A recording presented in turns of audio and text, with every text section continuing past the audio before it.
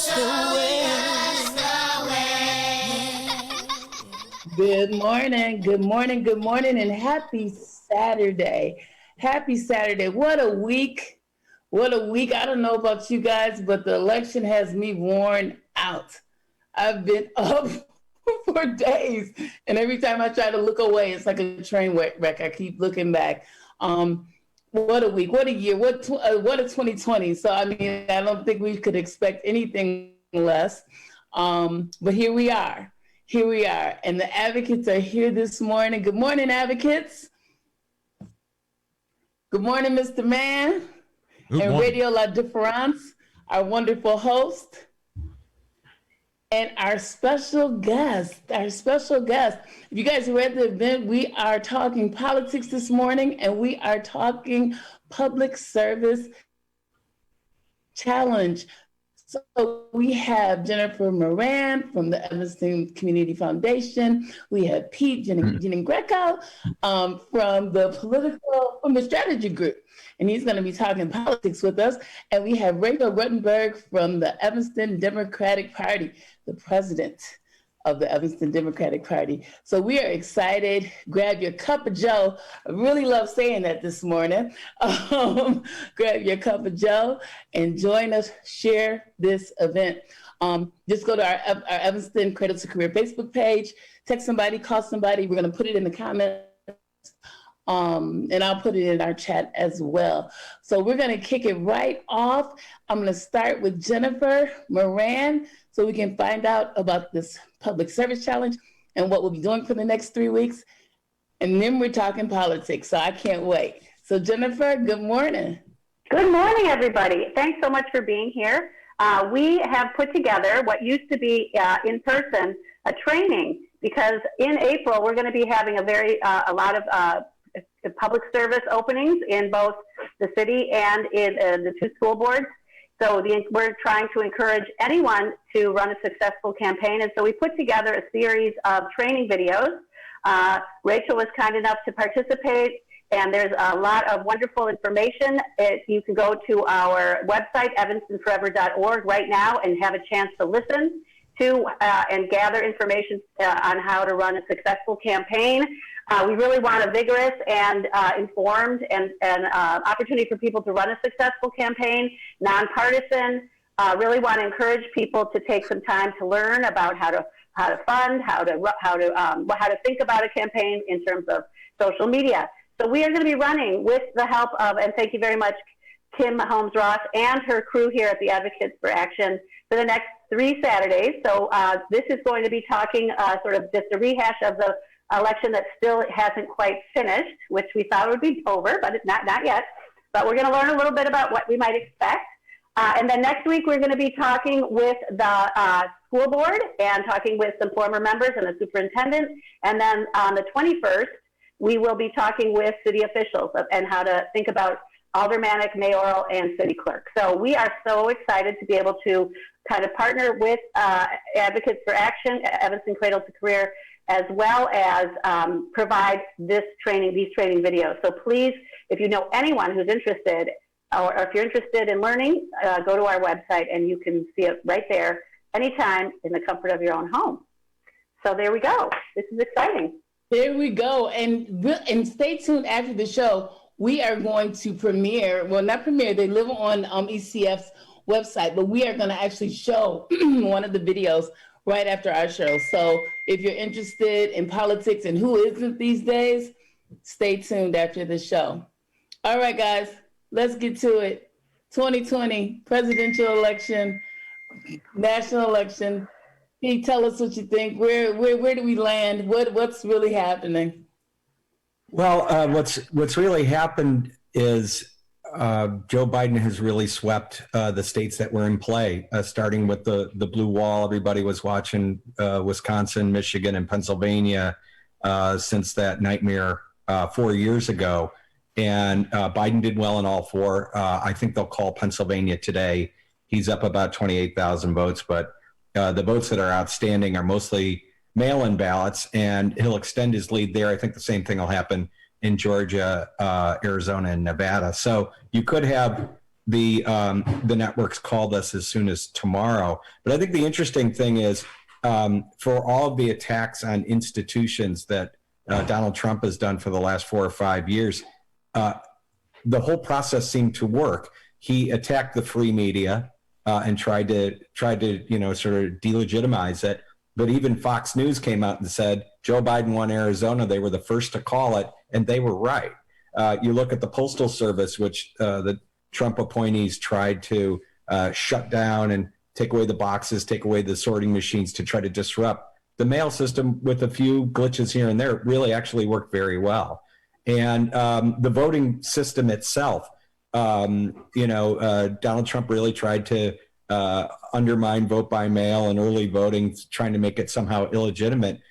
People came through with record numbers of mail and record numbers of early vote in person. So, and we didn't have any dangling chads or butterfly ballots or things that were broken inside. So it's really, I think the big thing for people, the big takeaway from this election is our democracy still works. It doesn't work as well as we wanted it to in the Senate races and the House races, but it worked. Maybe not in a partisan way if you're a Democrat and you wanted to win the Senate and pick up seats in the House. It probably not happy if you're a Republican and you're losing the White House, but the system worked. And I think that's the big takeaway here. And that is, and I think it gets lost because we've gotten lost in all of this rhetoric. And despite that it worked, and despite all the things that happened with the post office, with the media, he still got so many votes. I mean, you still, what threw off a lot of the polling was the fact that there was just a giant rural surge again. Even more than 2016. You look at places like North Carolina. I was involved in the U.S. Senate race and the governor's race and races all down the ticket there. 4.7 million people voted there last time. We thought maybe to get to 5.2, maybe to 5.3, 5.5 million people voted. And that wasn't necessarily a good thing for Democrats, because if you start looking at the map, up in the mountains, down east, in the rural areas, there was even a vote surge over and above 2016 that threw off all the polling models. And really the models were off in every race I did, because there really didn't see an additional surge of Trump voters. And there are a lot of people who Trump brought out. Not all the Republicans voted for him, but they voted down the ticket pretty solidly. So I think that's what cost us the Senate races in North Carolina and Maine and a lot of state house races. We're still waiting to hear about Lauren Underwood here in Illinois. We're hopeful that the vote by mail ballots carry her over, but she's still down about 1,000 votes. So still disconcerting how many folks in this country can look at Donald Trump and say, yeah, I'd like 4 more years of that. Yeah, it really can. That concerns me. But I think another big takeaway is every vote counts. I mean, we really are seeing that. I think, at one time you think it's kind of corny. You think, it doesn't matter. It really, really matters. So I think people maybe are feeling, more important and more involved and more connected to the election and to politics now. I'm hoping that's what the trend will be, because even though this process is long, very long, it looks like everything matters. Every vote in this down to the last ballot counted matters. Well, and it's not just your vote, right? Your money matters, although money didn't matter as much in some of these Senate races as we had hoped. But your feet matter too. And Rachel can probably talk about this more. I was in Ward 3, Precinct 3 in Benton Harbor with Congressman Mike Quigley, knocking doors, getting people out. And it was a great feeling to be out there. And I know a lot of folks from DPOE were going to Wisconsin, going to Michigan. Your feet matter, your dollars matter, and your vote matters. That's because these are tough elections, and the other side, they don't give up.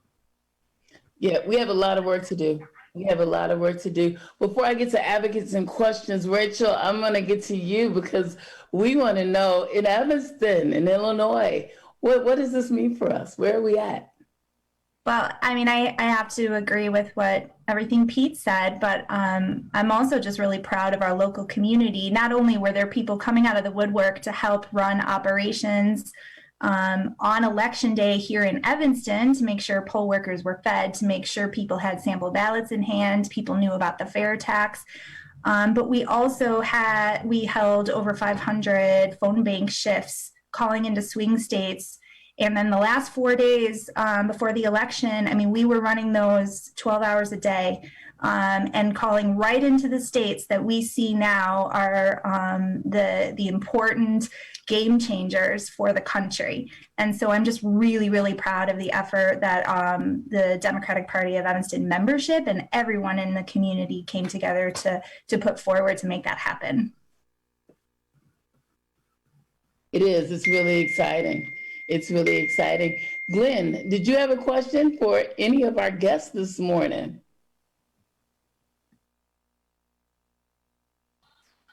Actually, I did. I was just wondering, how long do you think, Peter, it will take to undo a lot of the political damage that was done? Every president does something in office, and then you see the effects a couple years later, whether it's good or bad. But we've had so much catastrophic events happen, and mistrust with the government, mistrust with the police. The fair tax didn't go because people don't trust Springfield. So how long do you think it will take, just to undo the damage to where we can see some forward momentum going in a positive direction? Well, I mean, I think on sort of look and feel and how every day goes, I think in a Joe Biden presidency, you're not going to be throwing something at the TV every day. I think the level of vitriol and the level of hysteria and dramatics, I think will lower. The problem is, I don't think substantively anything's going to get done because, Mitch McConnell, as divisive a force as Donald Trump is, Mitch McConnell is really more dangerous because he will do anything, say anything, and use the levers of government to jam through. Just look at, we have a 6-3 Supreme Court because Mitch McConnell essentially swiped 2 Supreme Court seats. So there is, I think on the level of distrust, I don't think that we're going to make very much headway. I also don't think we're going to make a lot of headway on healthcare, maybe some things on criminal justice reform, but I think a lot of that's really got to happen at the state level now to really change the way things. I'm really pleased that Kim Foxx won another 4 years in Cook County because it doesn't just mean the system changes here. She's a voice nationally. So that was an important election. It was still way closer than it should have been, and that says a lot about our politics and a lot about the struggle for racial equity. And you look at, the folks who voted for Joe Biden, they had 2 issues that are way at the top: racial equity and COVID. And the folks on the other side didn't really care about either one of those things. So we still have a giant chasm here. I think that for tone and everyday, politics, it's going to be calmer. But, we still have this period between now and when the electors cast their votes that actually vote the Electoral College, where Trump will continue to disrupt. So he isn't done breaking this yet. We still got a few more acts of this play before December rolls around and this thing is done for real. Yeah, and you know what? You really mentioned something important. And I think in the election and this week, we got lost in the election and kind of forget about coronavirus, which is going through the roof right now. And I think that weighed heavy on this election and will in, the weeks and months and years to come. What do you think, what kind of effect, what can we expect as we, begin to creep and move forward? Do you think we'll see anything major in the next couple of months? I think there will be a coronavirus, some sort of version of the HEROES Act that does get done. It would not surprise me that McConnell will try to get a smaller package done before Biden gets sworn in, so he doesn't get any credit for it. That wouldn't surprise me. The question is, how does Nancy Pelosi work in these negotiations? But I think maybe they get something done in February if they don't get something done sooner than that in the lame duck session. But I think in terms of what the Democratic Party has to do, the good news was young people really came out and really in a lot of these close states were the margin that turned Biden over. He did better among white seniors, and I think the coronavirus had a lot to do that. And as always, Black women were the backbone of the party, and really were there not only in percentages but in turnout. Charles Blow had a good piece in the New York Times, though, and we've got a problem with as a party with younger Black voters and with Black men. Charles pointed out that in 2008, only 5% of Black men voted for John McCain. That creeped up to 11% that voted for Romney in 12, crept up to 13 for Trump in 2016, and went all the way up to 18%. So the party also did work with Latinx voters. Trump did better there, and even LGBTQ voters went heavier for Trump than they did 4 years ago. So obviously, those groups are still overwhelmingly Democratic, but as a party, the Democrats cannot take their base for granted. So they got work to do with the various Latinx communities, got work to do in the LGBT community, got work to do with Black men and with younger Black voters. So, it's good that almost half the elected were college educated, and that really helped in a lot of places like Arizona, like Georgia.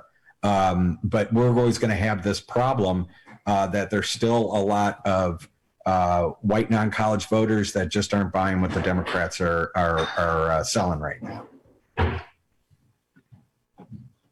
And thank you for saying that, because we get a lot of people out to vote, and people use their voice and their vote. But Rachel, I guess I want to ask you, because I know Marquise has a question, but I want to ask you, now that the vote is over, the votes are in, what can people do? What as citizens can we get involved in? What, you're here at the Evanston Democratic Party. What can people do, now that the vote is in and over? What do we do now? Sure. Well, I can sort of answer that with each of my hats. My day job is as policy director at a human rights organization, and my extracurricular is president of DPOE. And so from the politics side, we're going to keep going. We have this Georgia Senate runoff race in January, and we're going to be staffing phone banks with Evanston volunteers to start calling into Georgia to make sure that OSOF wins that race and that we're able to secure those Senate seats. Those are still in play, and that's hugely important to the next couple of months, and some of the things that Pete referred to and talked about, and the power dynamics between what Mitch McConnell is going to be able to get away with and how the Democrats can hold him accountable. But from a policy side, this is where the fight sort of begins, right? I sort of woke up this morning, I feel celebratory, but I know like 120,000 people were diagnosed with coronavirus on Thursday. And that's just absolutely takes all the air out of anything that we could feel celebratory about this weekend. And so I just, from a policy perspective, keep that top of mind, keeping in mind all the people who can't put food on the table right now all across the country, but here in Evanston as well.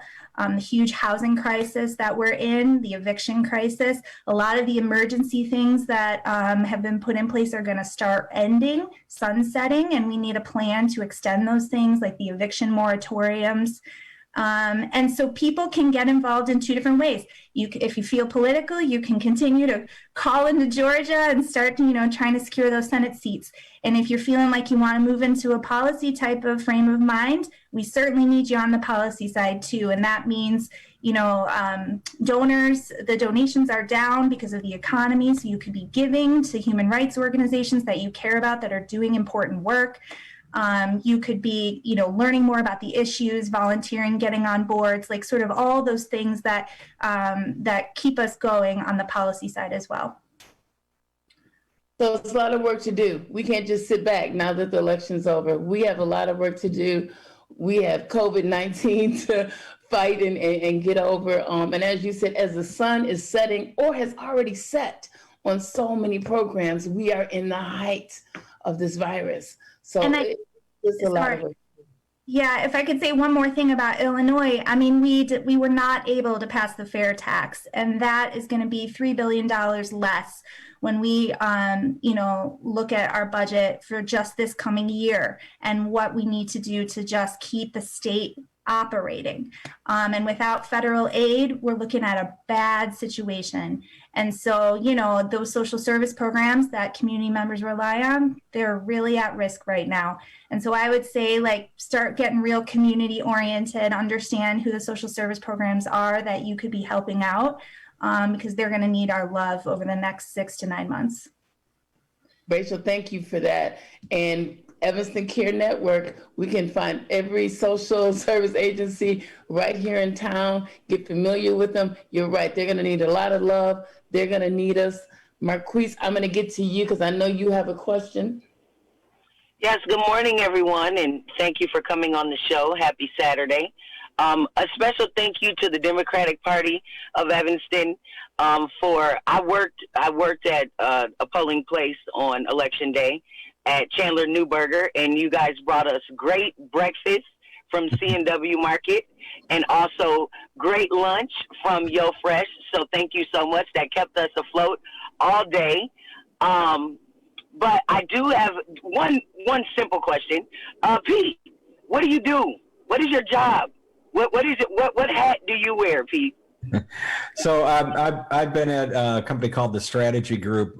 We produce direct mail advertising for Democratic candidates and progressive causes all over the country. So that's what I've been doing for the last 30 years. So we had races all over the place, but one in North Carolina, we reelected Roy Cooper there, now has won twice in a state that Donald Trump carried. Also, the Attorney General there, Josh Stein, won by about 12,000 votes. So those were some good wins. But, we took it on the chin in the U.S. Senate race. We had Cal Cunningham there. There was obviously a scandal there that held us back a little. And, some tough races all over the country at the congressional level.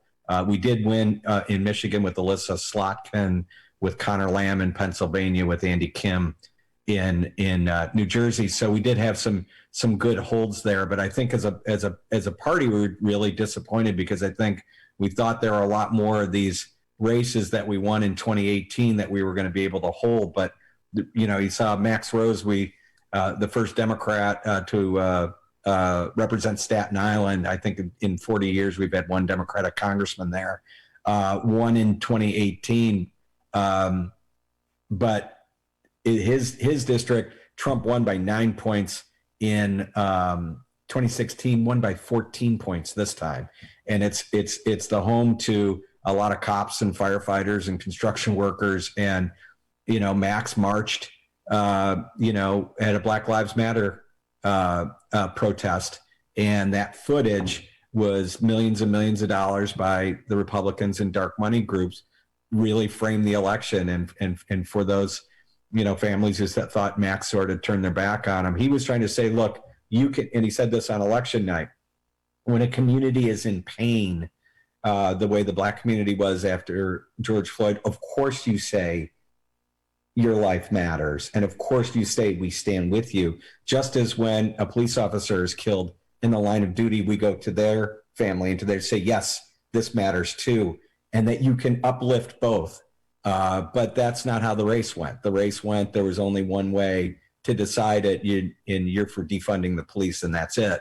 It was simplistic, it was false, and it really missed the bigger picture of we've got so much work to do on racial equity and criminal justice reform, that we can't just keep having this divide, or we're not going to make any progress. So that was what he said on election night. He still hasn't conceded, but the vote totals are pretty bad. And that district went even more for Trump than it did 4 years ago. So you really see what we're up against here.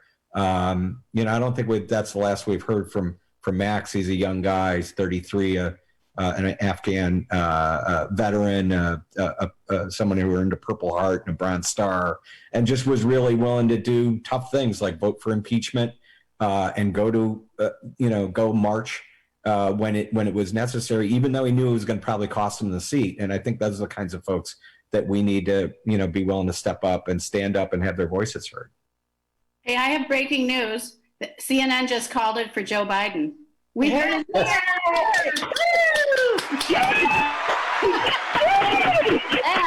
well, that's the beginning of that journey now, Peter. Now we've got the hard work. Yeah. So you heard on the Advocates for Action Community Coffee, Joe wins. Yes, Joe wins. Gotta do the half a day.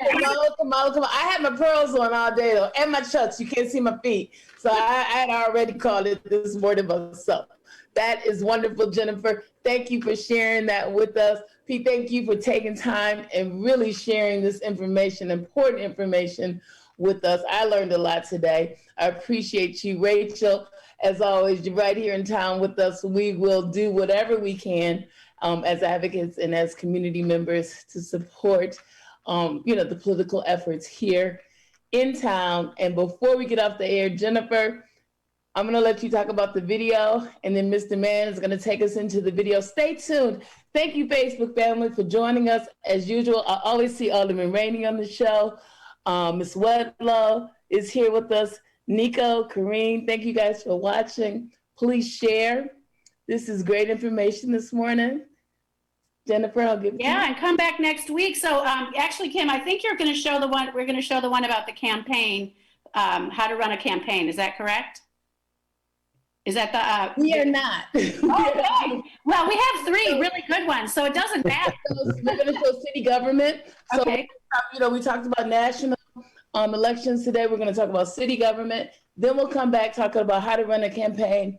Then we'll talk about school board elections. Right. Okay, great. Got it. So I just invite you to start with this one. If you want to hang around and watch, you can also go, like I said, to evanstonforever.org, and it's on, you can find the link right on the homepage, and it will take you right there. We also have a bunch of, like a resource library of PDFs and different information you would need from the Cook County Board of Elections, and a lot of different information that you might want to share with anyone who you may be recruiting to help you run for an office, and or you are going to be running yourself. So we hope to be acting as really supporting civic engagement and get excited about the campaign. It's a big, we've just finished literally, 5 minutes ago with this, but we have a lot to do in our own community. So if you know of anyone interested, it's really a learning curve that is important just so that they're sustainable and informed and successful campaigns. And that's really what we're doing for the Public Service Challenge. And so we invite you all to enjoy the video that will last about a half an hour. And we hope that you will then go on and watch the other 2. And like I said, share, encourage people to get involved. Don't lose heart. We have done a small, but the arc of justice, it's slow and steady. So I just encourage all of you, and thank you all for being here. And it's been a load of fun to try to figure out how to make something that usually convenes with bad coffee and good lunch into a 3-session video, and I have learned a lot. So worked with some great people, especially the people who gave their time, including the beautiful Delores Holmes, who will be one of the advocate, join us, I think, in the next week, and that is Kim's mom, of course, and many other wonderful and wonderful public servants. So I guess you can take it away. And we're going to take it away. And if you don't know, we have some advocates who will be seeking office this spring. So we are super excited about that. We are excited for this public service challenge. We appreciate you, Evanston Community Foundation, engaging the public in civil service. This is just amazing. And thanks everybody for joining us. This was a fun Kim, show. Before we get off, I just want to ask Pete something. The whole chain of events with COVID and the racial disparity. The racial disparity is nothing new. Okay, we've been dealing with this for 200 years, but it's just like in the Wizard of Oz. Somebody pulled back the curtain and exposed everything for what it is. What advice do you have for Republicans and Democrats? Because it's going to take everybody to kind of work together to heal this, because the violence that we saw in the street, the violence that we're seeing right now between people in households, neighborhoods, is more dangerous than any COVID that could have ever happened. And this is going to cause irreparable damage. What advice can you give Republicans and Democrats on what it is that is necessary and proper for them to do, so we can at least take one step?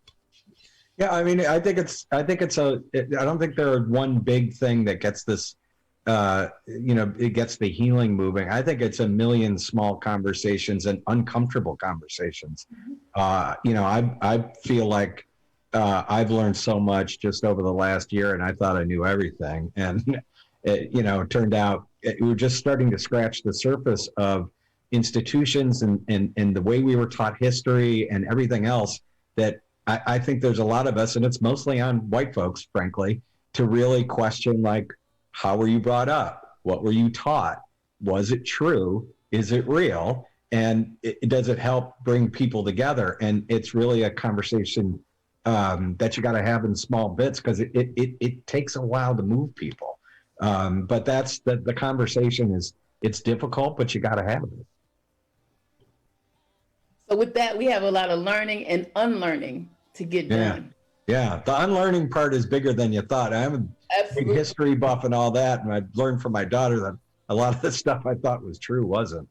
So it takes a while when you got to get your foundation back. So I think the 1619 project that the New York Times has done has certainly opened my eyes to a lot, and I hope that becomes part of more and more curriculum across the country. That's what we're going for. It's been a great Saturday, everybody. Please stick around, watch the video. Come back, Rachel and Pete, Jen. Yeah. Becca, join us. We're here every Saturday at 10 o'clock, the Advocates for Action with Evanston Cradle to Career, where we work with over 40 partner agencies for a more equitable Evanston. Everybody have a safe and wonderful Saturday. We'll see you next week. Thank you so much. You're showing us the way.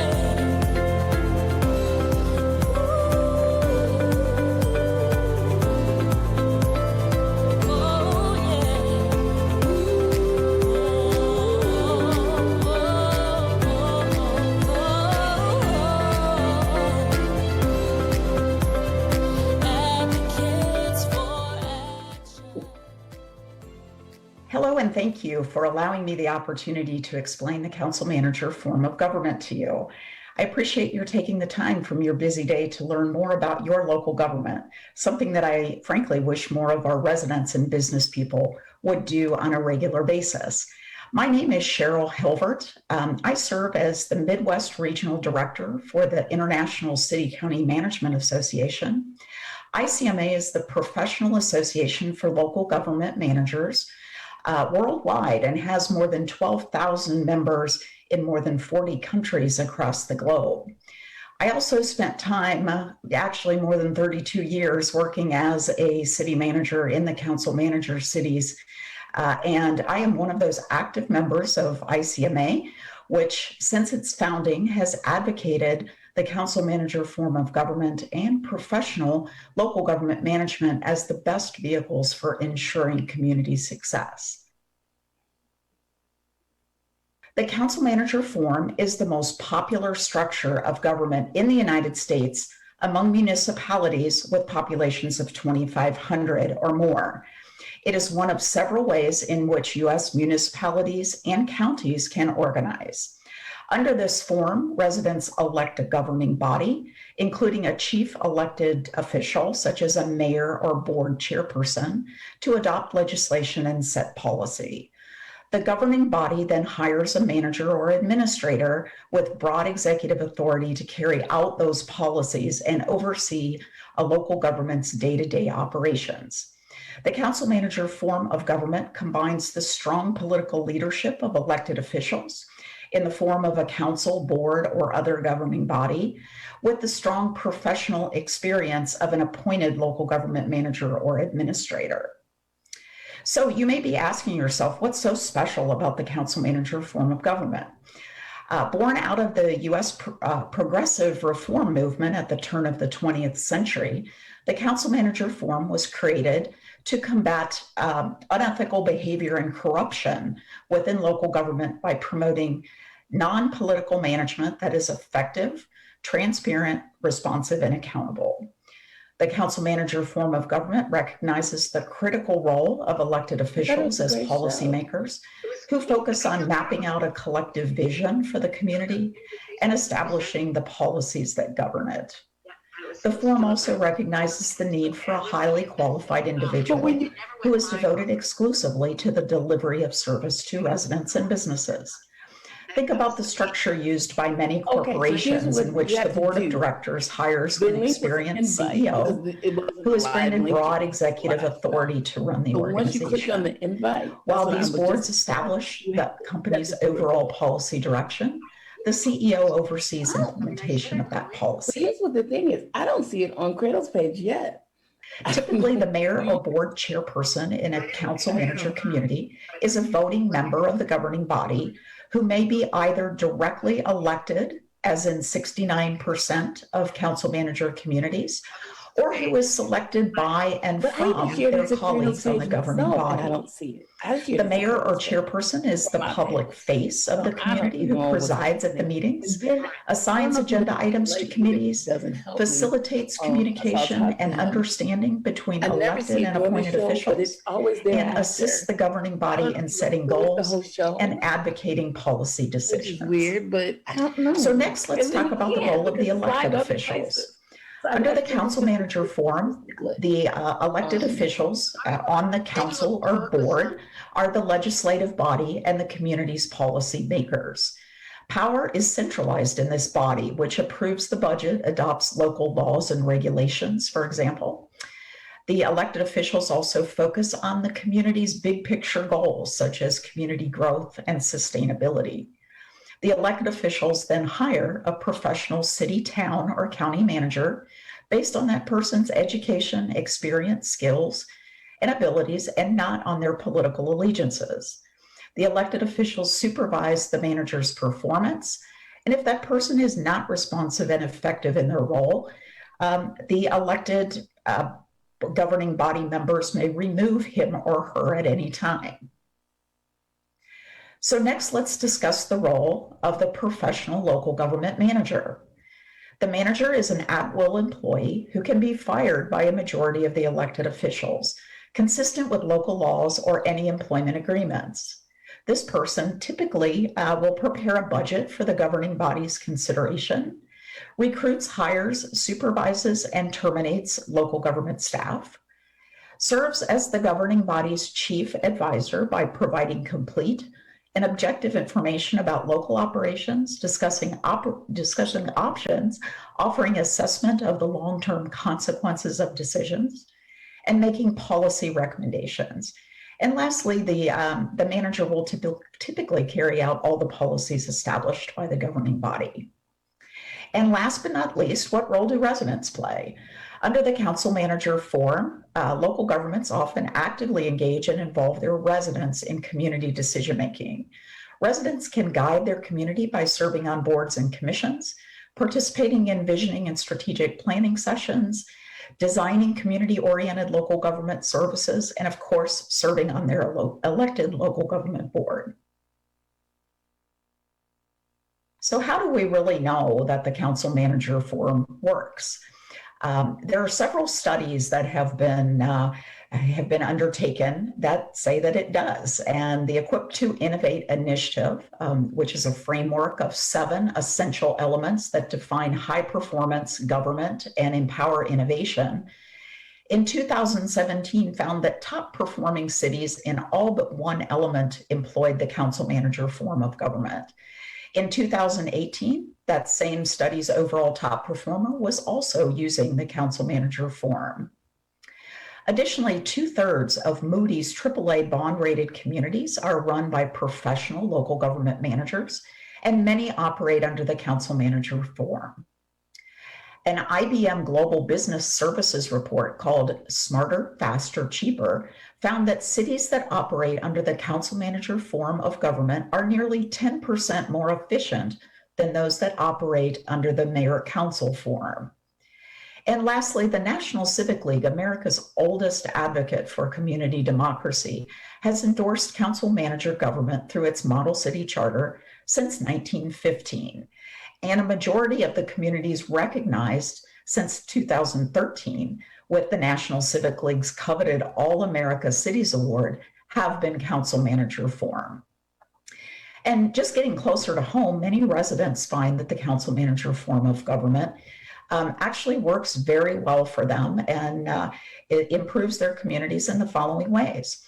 So the first is flexibility. The council manager form can adapt to local needs and demands very quickly. While governing bodies in some council manager communities are elected at large, others are elected by district or by a combination of an at-large and by district system to respond to local needs. There are also clearly defined roles.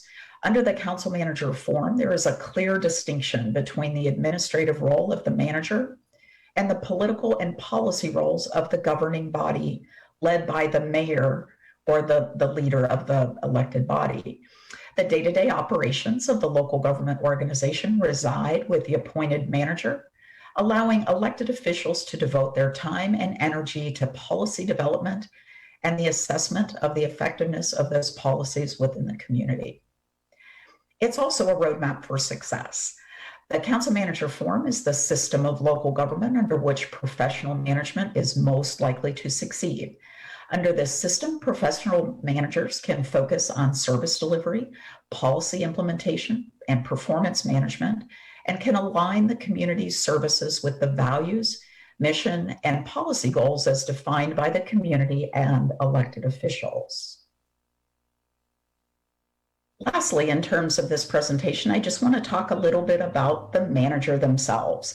In addition to being a trained professional, the local government manager and his or her family are key members of your community. They typically live in the community they serve, participate in community activities, attend the schools, civic organizations, and support the many businesses and nonprofits that call your community home. They may be your neighbor or friend, and they are in many ways just like everybody else in the community. So what kind of educational and on-the-job experience do professional local government managers typically have?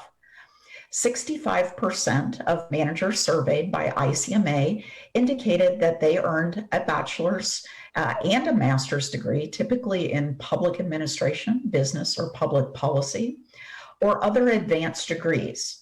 Survey respondents also said they spent an average of more than 20 years working in the local government management profession. So typically what we see with our managers is they are not only well educated, but they've also got a great deal of experience in this work. So what is ICMA and why is membership in that organization important to a local government manager? ICMA, the International City County Management Association, is the professional and educational home for more than 12,000 appointed managers and administrators, serving cities, towns, counties, and other local governments and regional entities in 40 countries across the world. In addition to gaining access to valuable resources and professional development opportunities, appointed local government managers who are members of ICMA are bound by its code of ethics, which commits members to a set of ethical standards of honesty and integrity that go beyond those required by the law. The stringently enforced code specifies 12 ethical principles of personal and professional conduct, including dedication to good government. And finally, through its voluntary credentialing program, ICMA recognizes individual members who are qualified by a combination of education and experience, adherence to high standards of integrity, and assessed commitment to lifelong learning and professional development.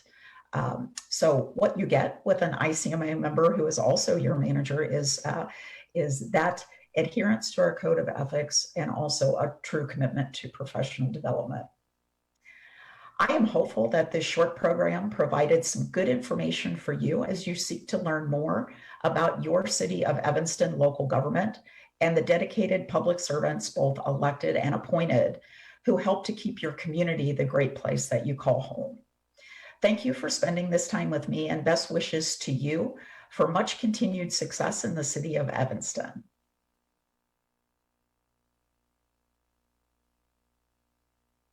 Hello, I'm Delores Holmes, and I proudly served as alderman for the 5th Ward for 3 terms, actually, which is 12 years. Before that, I had worked in the City of Evanston in human and social services for over 30 years. So becoming an alderman was really different for me because that was not anything that I had ever thought about doing. And I came to the job by request from my community, who really felt that I could step up and do the job, and I was willing to step into those shoes and educate myself and do it. I retired in 2002, and being a member of the League of Women Voters, I had volunteered to be an observer. So I was pretty, I guess, knowledgeable about how the city council committees worked because I had been observing, but I didn't know a whole lot other, and it was a whole lot to learn to be able to carry out the wishes of my constituents in terms of what they wanted to do, in terms of all the committees and the kinds of things that you have to know as an alderman. Yeah, my name is Mark Tendam, and I served as alderman for 2 terms. A total of 8 years, and I had the sincere pleasure of working side by side with Alderman Holmes for my full 8 years on council. It was, my introduction to something very new for me, and I too had come from a social services background as a volunteer for an organization called Beehive, Better Existence with HIV. We were an AIDS service organization and the only one north of Howard Street at that time. So I was relatively new in Evanston, but certainly I had several experiences as chairing that organization that was not, less than a good experience in front of council. I sometimes stepped in for our executive director, or if we were in between directors, and I would come away feeling kind of beat up, bruised, battered, and wondering why. It was my council, my city, and why they weren't giving me all the money I wanted. Of course, it was my organization that I was representing. But so I think the old saying is, if you can't beat them, join them. So I started the process of getting involved, and eventually to serve on council. I got involved by taking the Community Foundation's Leadership Evanston program. And that certainly also introduced me to the Public Service Challenge. I did enjoy both those programs, and certainly got a better understanding of why I hadn't gotten all my money, because there are a lot of people in this town who are very dedicated to their organizations, and they're all worthy of the kind of funding that I had seeked before council. Like I said, I had the great pleasure of serving side by side with Alderman Holmes. The 6th Ward and the 5th Ward have a great divide in a canal that does physically divide our wards, but there was no division between Alderman Holmes and me. We enjoyed each other's company, kept each other in good humor, and what I learned from this woman is really had a profound impact on me, my attitude toward Evanston, the history of Evanston, and getting to know a person of color, better than I had probably before.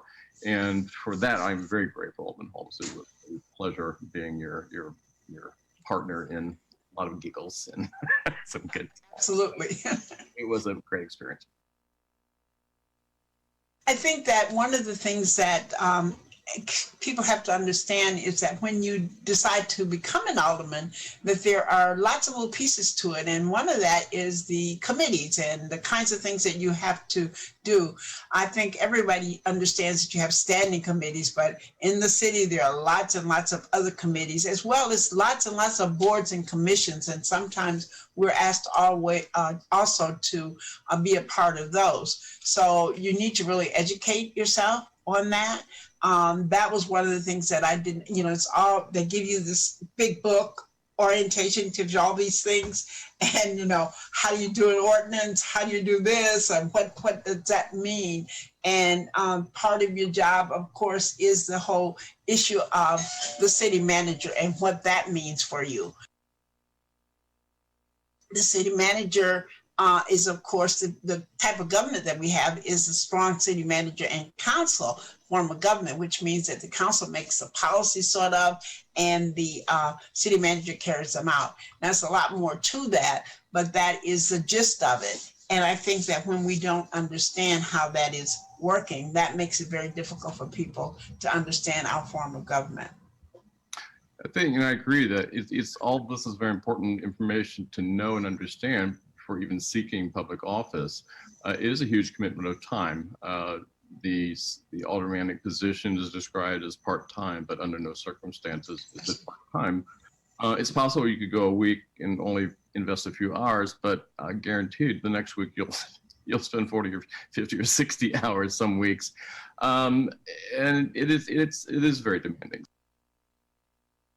One of the main responsibilities of the council is to hire the city manager, then oversee his performance as city manager.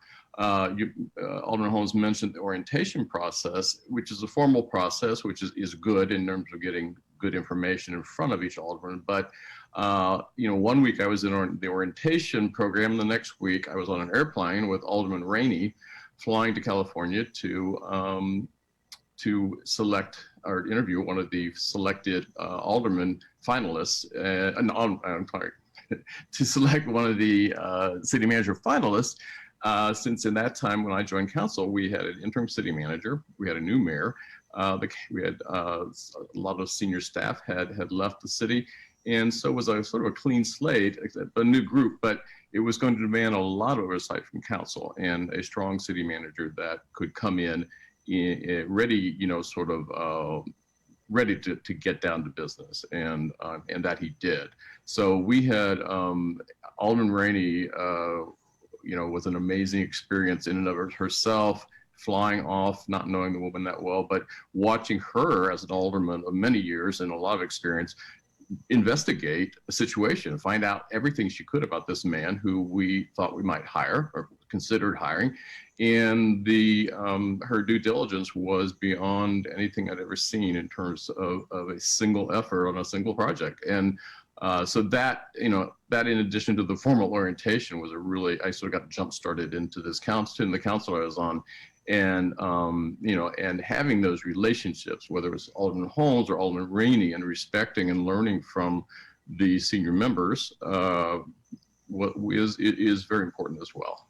I like to think I brought new ideas, but at the same time, there's a huge amount of information that has already been established and a lot of experience that needs to be capitalized on. And I want to get back just a little bit to talk about that role in terms of the city manager and the alderman, because one of the things is that you need to meet regularly with your city manager to express whatever need you have for your ward, as well as the overall city, because one of the things that you have to remember, you are elected by a ward to serve that ward. However, you are a council of a team that looks at the development of the overall city. And so you have to be willing to put in some time to really learn about the other wards of the city so that it's not just yours, and that you can understand how those needs are there as well, and that you need to be able to collaborate with your other colleagues to make sure that each one of you are listening to each other. And I would say listening is a big part of this, so that you are each able to hear what each other are saying, and then be able to work together to try to accomplish whatever needs to be done for the overall benefit of the city. Because in the end, that's what it is that, yeah, you need certain things for your ward, but you really have to look at what's going to benefit the city of Evanston. And in that responsibility, it lies a lot on both the mayor and the city manager too, to make sure that the information getting to all of us is correct and accessible, and represents the city's, not only the city's goals, but our rules and understanding of transparency and honesty and ethics. And in addition, the city manager actually is a unique position in that he really serves at the will of the council and no one else. The manager is our primary source of contact with the city council. He is like the executive, he's like the CEO of the city, and underneath him are various forms of levels of management, but he does have that responsibility of reporting to the council as a whole and individual aldermen. The council, in addition to hiring city manager, the council is responsible for his annual review, the incentives and other things that are given to a manager to get him on board and to get him to locate. It's the only position that's required by our city ordinance to reside here in the city of Evanston. And other than an elected official, but as a hired individual, he is the only person required. Many do. I think it's important for some positions. The city manager, along with the mayor and his staff, create the city budget every year. And that is another process, one that is coinciding with our sort of revving up for the next round of municipal elections. The council right now, this fall in 2020, is very busy putting together and finalizing our city budget. Yeah, and the budget, I think, is one of the biggest things that that you have to really worry about and educate yourself on, so that you understand. I remember before I became an alderman that I used to hear some of the aldermen talk about all the time that was spent and all this, and I always felt like, as an agency, went to the city asking for money, because my agency did that. I thought, oh, they got lots of money. They have lots of money. But wait till you get the budget and you begin to look at it and you see it's not a whole lot of money to do the kinds of things that have to be done for the city. So that's always very interesting. And there are all these different constituents in the community who have special things that they want. And sometimes we just can't do it. And we have to be able to look at that and know that you may, even in your own ward, people might be pulling for one thing, but that's just not possible because the dollars are just not there. So you learn how to negotiate and work around. And you also learn how to put aside something to the next year, and hopefully then it's going to get funded. But you really do have to understand that budget. And I think the budget process is a very good one in Evanston as well, because there is a public hearing. People have a chance to come to budget hearings to express the kinds of things that they want to see, the kinds of questions that they ask. So that process is a good one in terms of being able to make good decisions with the dollars that you have to make sure that they're going to benefit our overall community. Getting elected to city council was because I had a personal interest in an organization I chaired, but certainly a short period, even one cycle of the budget, I realized that there is a lot of money. We raise a lot of revenue, but at the same time, it goes to so many different things. Evanston is not short on interest groups, passion, and all those things play into it. And I don't know anyone that ever comes before council without something that they're not passionate or feel it's important. And I think we agree. It's making this tough decision as to what the priorities are, what is the best direction for the whole community.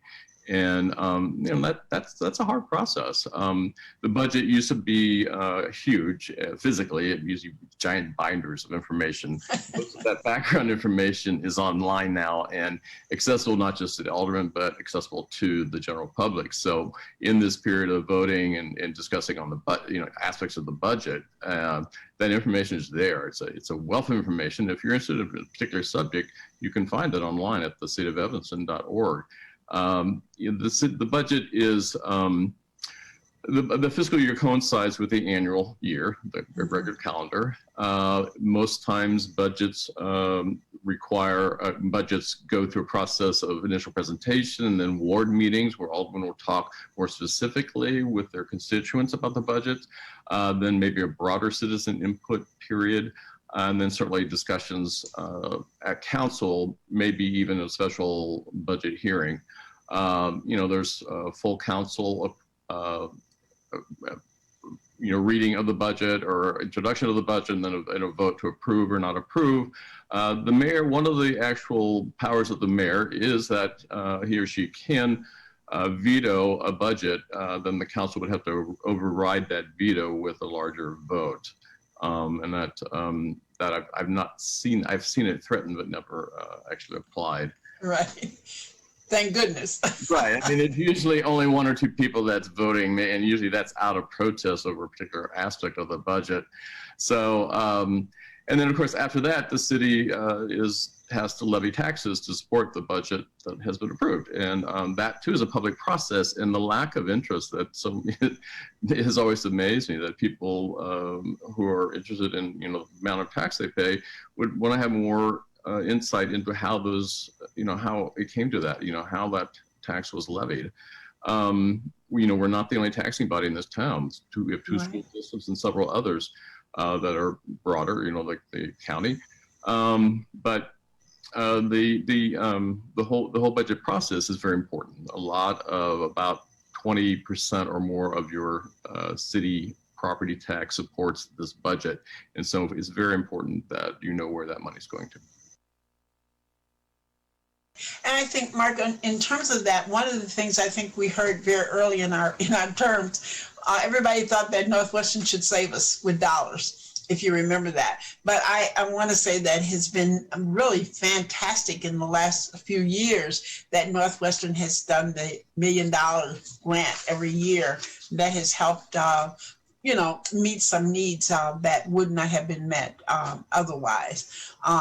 And that then gets us to the topic of the relationship with Northwestern, I think, because Northwestern's not going anywhere, we're not going anywhere. So we have to learn how to live and work together. And I know that when I first became elected, those relationships were not the greatest, but people worked on that. I know Mayor Morgan worked on it, and I think Mayor Tisdall did a yeoman's job of really wooing, because Northwestern had a new president coming in our second move of my second term, your first term, which made it really, really nice. My concern, because of the Fifth Ward and where we are, was that there was never any kind of acknowledgement, I felt, from Northwestern in terms of administration, that there was anybody who lived west of Green Bay Road. Now, I always had students who would come and volunteer, but as far as the administration was concerned, they just didn't pay any attention. And of course, the joke, I guess, for everyone is that the mayor baked cookies for the new president of Northwestern. And then she was going to have a reception, and she asked in terms of where we should have the reception. And I spoke up and said, well, really be nice if they came west of Green Bay Road, and we end up doing it in the Fifth Ward, which was an honor for us. But I think also it was an introduction to Northwestern's administration, that there was another part of this community, that they didn't have to go to Chicago to find poor people and people who had needs. And that has worked out very well. The current president, Dr. Shapiro, has done just absolutely, I think, fantastic. And I am pleased that the not only have they given dollars, but maybe it could be more, it could be less. But the point is, I think the relationships have really improved over these years. Yeah, I agree. I think that's one of the aspects that prior councils wrestled with. I'm derailing entire discussions when it would get very adversarial. I didn't have that during my 8 years on council. Certainly there are issues that go on, but the Northwestern community has made a very big effort to let us know where the revenue go. For instance, the revenue for a Saturday afternoon Big Ten football game at the stadium generates $400,000 or so to the business community along Central Street. And when Northwestern was negotiating to have one of those games at Wrigley Field, we said, well, that's really sad.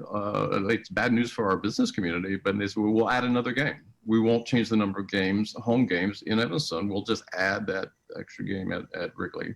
So I think there's been an understanding that we need to work together. In reality, the university was here before we were. They deeded the land to create this community, and the university has evolved over the years. But it's my understanding that they are occupy about 11% of our property, which is significant. But we also have over 90 places of worship, 2 giant hospitals, two very large hospitals, all kinds of schools and other not-for-profits in town. So our tax base really is, and we started talking about levying taxes, property taxes. It falls on the homeowner, because so much of our property tax in the downtown and business area is off the payroll. We have done some things to improve that, and we have always benefited from revenue in other ways, in terms of motor fuel, alcohol sales, things like that. But there are also the university generates ticket in revenue, entertainment tax. So there are a lot of ways that the not-for-profits can help, but I think that it's understood that the burden is a bit heavy on the residents, and we have to be very mindful of that whenever we talk about taxes. Right.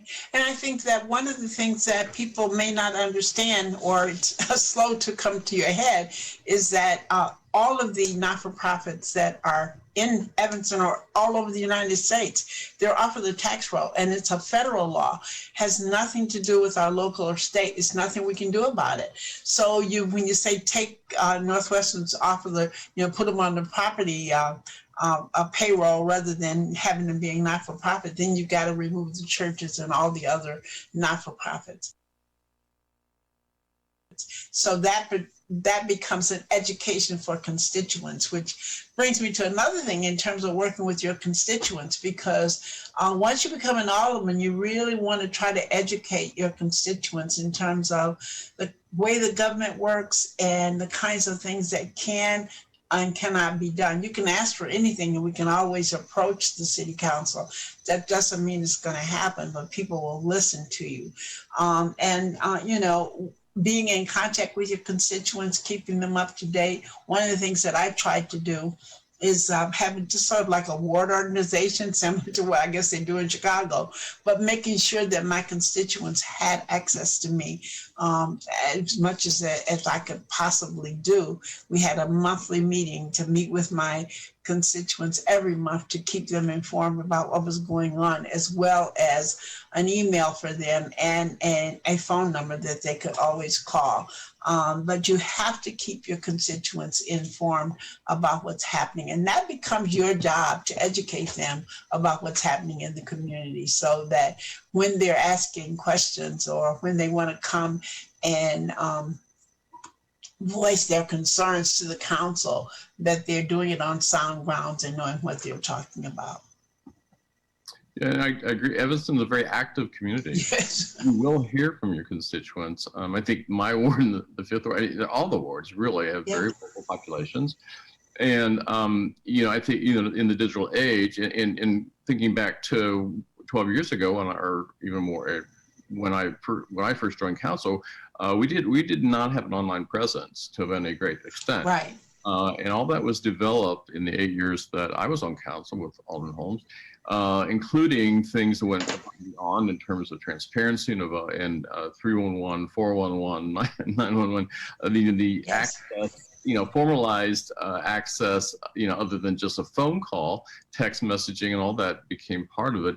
But, the thing to keep in mind with all that over the years has been that we have a diverse population in age. We have young people who are amazing with new technology, and we have a lot of seniors who are not comfortable in getting their information that way. And we have seniors who are probably better than the kids that are studying it too. So we have there's never a lack of intelligence and information in this community. And but it is still something, even though as digital as it's become and formalized, the alderman still needs to be present and to oversee that, to make sure, in fact, that if someone responds to the 311 or 411 information, that they're getting the reply in a timely manner, and that it's a good response. So none of it, the business is never done, no matter how digitized or available the information is. Another way for residents to keep in touch and to be even greater part of this community is to serve on a committee or a board or a commission that is in fact those bodies where laws and ordinances and different matters originate. And those cities we can talk a little about the committee structure with regard to council, but a lot of it is participation, which I think gives anyone who's seeking an investment in the city beyond voting and monitoring council discussions is a good way to get the foot in the door and to get started. Yeah, that's true. Boards and commissions are very important, and they need the residents to step up and and volunteer to serve. That's very important. As well as I know I tried very hard to organize blocks in my ward so that people could not only begin to know each other, but to get together and work on different issues. We had different issues in the 5th Ward, probably more so than they did maybe in some of the other wards. But one of the things that I was very appreciative of my colleagues is that this thing that what happens in Evanston, no matter where it is, if you live, work, play, or pray in Evanston, then you have to own it and be a part of it. Because whatever happens in the 5th Ward is going to affect the 6th Ward in some way or another. And the same goes for the other wards. So I think that we did have that kind of relationship to really understand and listen to each other and to make sure that we were working collaboratively together. And that sort of comes down, also in addition to the resident participation on committees, the council is very structured by committee as well. Mm-hmm. There are standing committees. I don't think we spoke about this, but standing committees that each alderman is required to participate on. And then there are ad hoc or special committees that have a certain limited amount of time or don't function but maybe once a year. There are many committees, and I think the one thing I learned when I was very aware of when I was on council is that Evanston is one of the best educated and well-informed communities in America. And we actually, there's a ranking of communities based on education, and we are in the top 5 or 4. I remember we beat out Cambridge, Massachusetts one year, and I thought, wow, that's MIT and Harvard, that's kind of saying something. So people listen to what we're saying on council. You're not expected to be the authority. That's not your job. Your job is to make the decisions beyond that, but listen to the authorities. And somewhere in this community, in the city of Evanston, you can find an authority on most anything. The people are out there seeking them out. 10 people can get disenfranchised or not interested in local government, but the resources are there. I mean, we are a very gifted and wealthy community when it comes to knowledge and education. And so for me, that was a very important thing.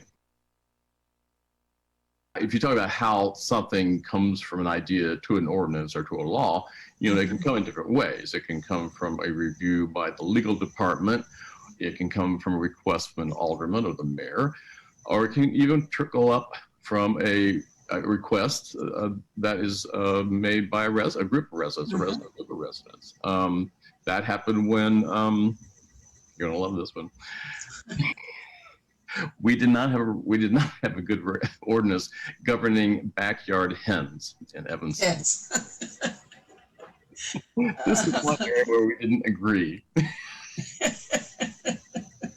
But it was kind of the thing to do back then. My thinking was, I know that people in my ward had them. I just wanted to make sure they were abiding by some standards that, where both the chickens and the, were taken care of, and, the coyotes weren't getting too fat. So,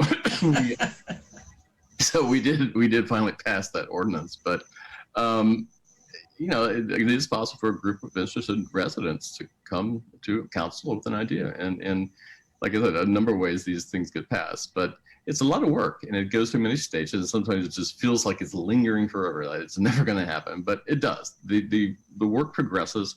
We go in a positive direction almost always. I don't think we're a city that backtracks or second guesses. We make smart decisions and we stick to them and we work.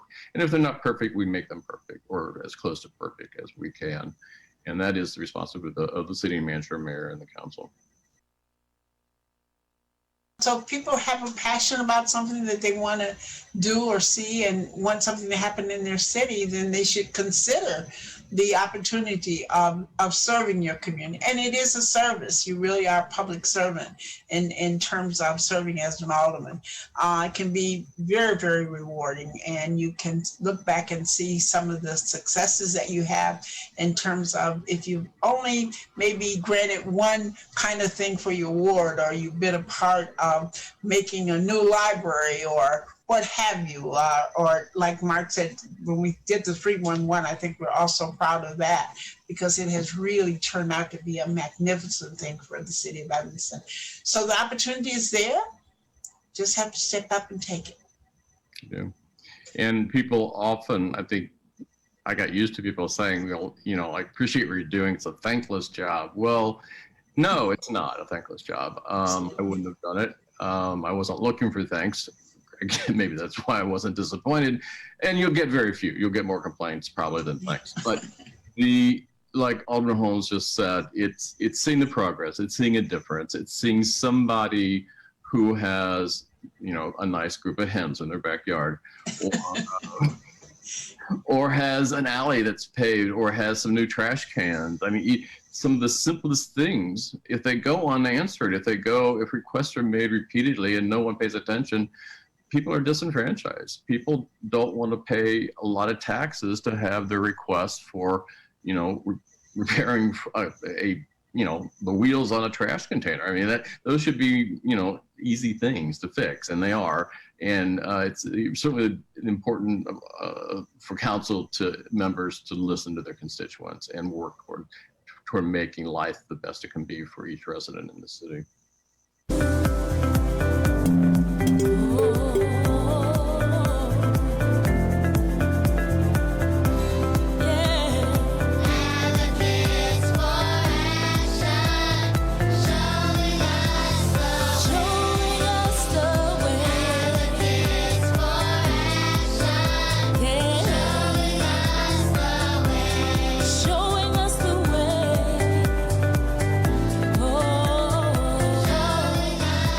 Listening to Evanston Cradle to Career Advocates for Action on Radio La Difference. Please tune in next Saturday for another show. Advocates for Action.